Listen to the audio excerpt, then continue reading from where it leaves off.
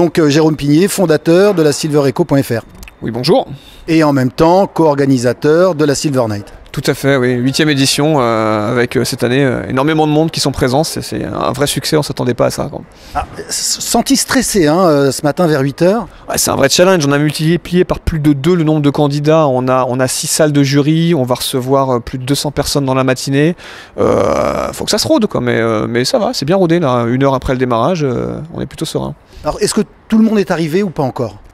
Ouais, les candidats sont convoqués quasiment à la minute près, donc tout le monde n'est pas encore arrivé. On a reçu déjà, on va dire, une centaine de personnes. Il y en a encore une centaine qui va arriver. Et tout ça va durer jusqu'à 12h, 12h45. Et puis après, on va délibérer avec le jury. C'est un moment important, la délibération? C'est pour le candidat, le moment important, c'est le moment où il va auditionner, il va présenter son projet, il a 7 minutes pour convaincre, hein, on leur rappelle à chaque fois, donc la règle du jeu est la même pour tout le monde.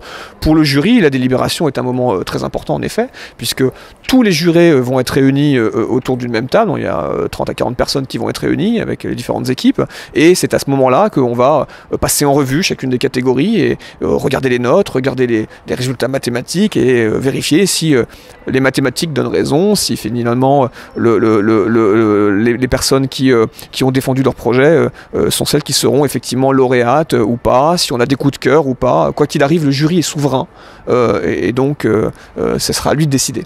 C'est quoi le prochain grand rendez-vous ?